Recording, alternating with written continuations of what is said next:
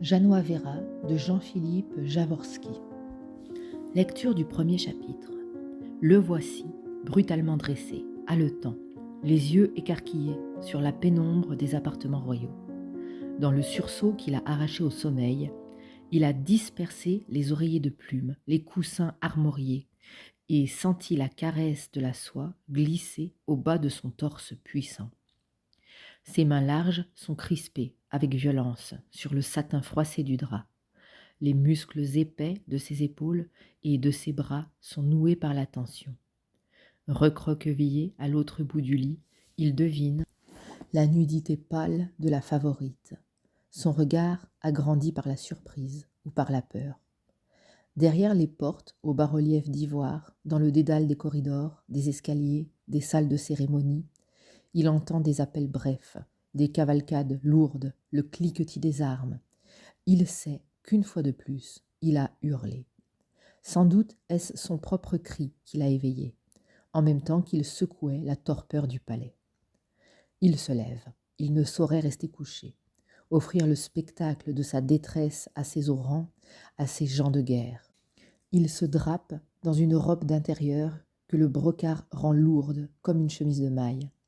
Lorsque les portes de son appartement cèdent sous la poussée des écuyers, des prieurs, des chevaliers du sacre, il est debout, jambes écartées, le menton ferme, mains croisées sur les reins. Les torches brandies par la foule bigarrée allument d'un même éclat les soleils brodés de sa robe et l'or ébouriffé de sa chevelure. Qu'importe ce qu'il a crié au fond de son sommeil, à demi nu, plus ferme que le granit, il rayonne à nouveau d'autorité et de force. Au cœur des enceintes enchâssées du palais, de la ville, du royaume, il reste le principe souverain. Il reste Léo de Gare le resplendissant, roi, dieu de Léomance. Face à lui, étranglé dans l'embrasure de la porte, se presse une marée de visages, faciès rudes des chevaliers, minois étonnés des pages, masques austères des prêtres.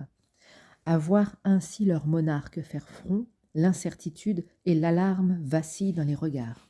Le soulagement s'y peint rapidement, suivi par une craintive révérence que dicte leur intrusion dans le sein des saints. Les yeux se baissent, les nuques s'inclinent, les genoux ploient. Mais le roi Dieu n'a que faire de cet hommage servile. À grands pas, il sort de ses appartements. Il fend la foule rutilante des dignitaires, des courtisans, des chiens de guerre.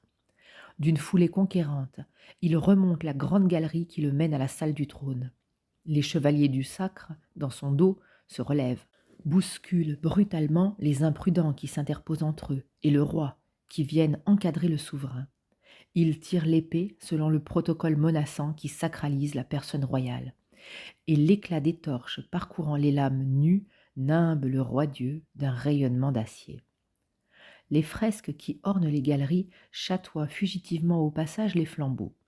On y devine par fragments le geste de Léomance, le choc dévastateur dans les clans contre la horde Uruk-Mog sur la rivière sèche, la mêlée héroïque contre la déferlante barbare sur la lande de Dunsinal, la reddition de la cité de Sidalia, l'ombrageuse reine des océans. Au milieu des batailles stylisées, des équipes fabuleuses, des triomphes fastueux, se dresse inlassablement une figure inchangée, Léo de Gare, auréolé de lumière, représenté en majesté. À mesure que l'escorte avance dans le palais, au milieu des ombres armées, l'ombre du roi-dieu éclipse rythmiquement l'icône du roi-dieu. Flanqué de ses chevaliers, suivi par une foule de plus en plus nombreuse, de barons, de prélats, d'écuyers, d'échansons, Léo de Gare débouche dans la salle du trône. C'est un espace circulaire, vaste comme la place d'une ville. Dans des brasiers aromatiques se consument doucement des braséros. Ils exhalent des vapeurs parfumées vers des étendards blasonnés d'un soleil sur champ d'azur. Et plus haut, vers un dôme vertigineux où la nuit s'anime parfois d'un clignotement doré, au centre, sur un piédestal plus orgueilleux que le parvis d'un temple, s'érige le siège souverain, orfévé dans un métal lisse et massif. Torches et braséros y réveillent une lumière impérieuse, comme un solstice. Autour, rayonnent les allées de mosaïque qui franchissent des porches monumentaux, gagnent tous les quartiers du palais, fécondent symboliquement l'ensemble du royaume. Léo de Gare gravit en quelques bonds les marches de la tribune de marbre, tandis que les chevaliers se disposent en cercle, appuyés sur leurs épées face à chaque allée. Le roi-dieu s'arrête devant le trône, se retourne. Sa puissante silhouette domine toute la salle, nimbée de fumerolles odorantes qui montent des braséros.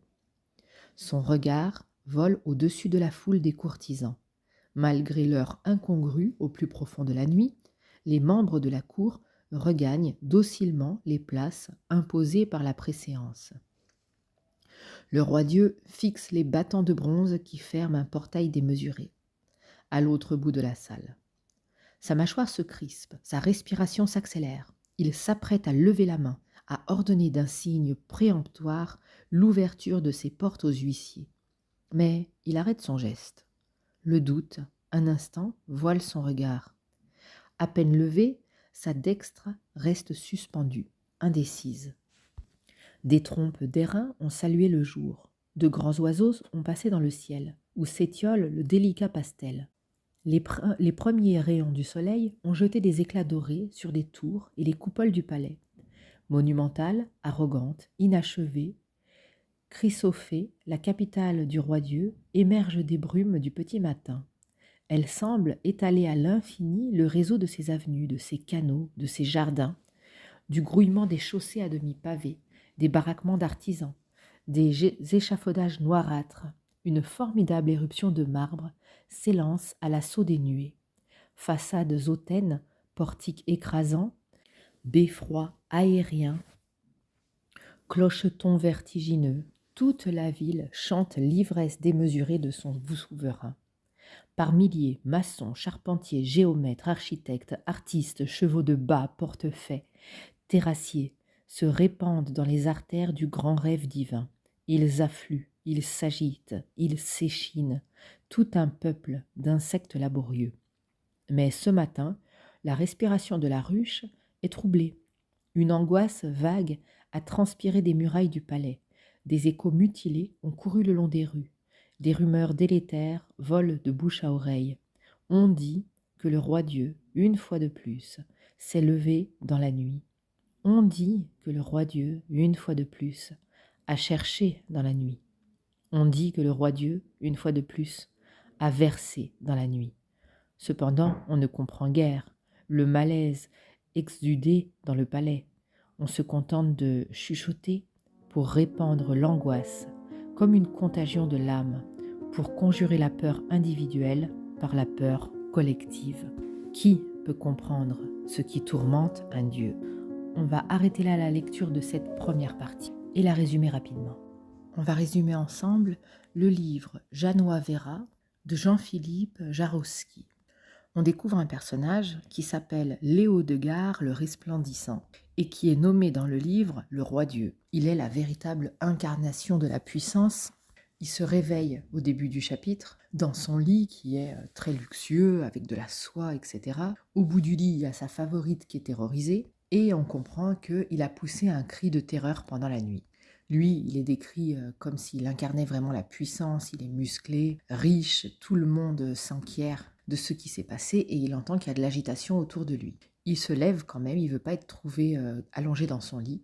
Il enfile une robe de chambre qui est décorée avec du brocart, des brodures très lourdes, qui font que quand il l'enfile, elle est aussi lourde qu'une cotte de maille. Et quand enfin il ouvre la porte, devant lui, il y a tout un tas de personnages qu'il appelle ses gens de guerre, qui sont à la fois des pages, des chevaliers, des représentants religieux, etc. Et pour montrer qu'il ne perd rien de sa puissance, il fend la foule et il se dirige vers la salle du trône. C'est l'occasion de décrire en passant les décorations qui sont toutes somptueuses et des tableaux, des œuvres d'art qui représentent toutes les batailles qui ont été menées dans le royaume. Et à chaque fois, au milieu, il y a la figure de Léo de Gare qui est représentée, entouré d'un halo lumineux, parce qu'il est, comme son appellation l'indique, un roi-dieu.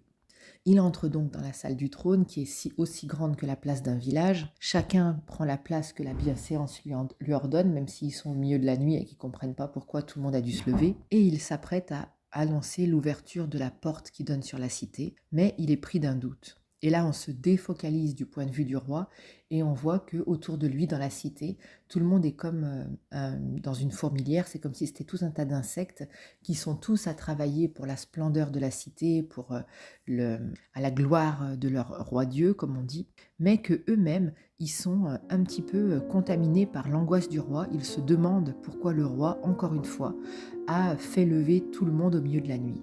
Et ça fait comme un grouillement. L'auteur dit, c'est comme si une peur collective permettait de noyer les peurs individuelles. Et c'est là qu'on a arrêté notre lecture.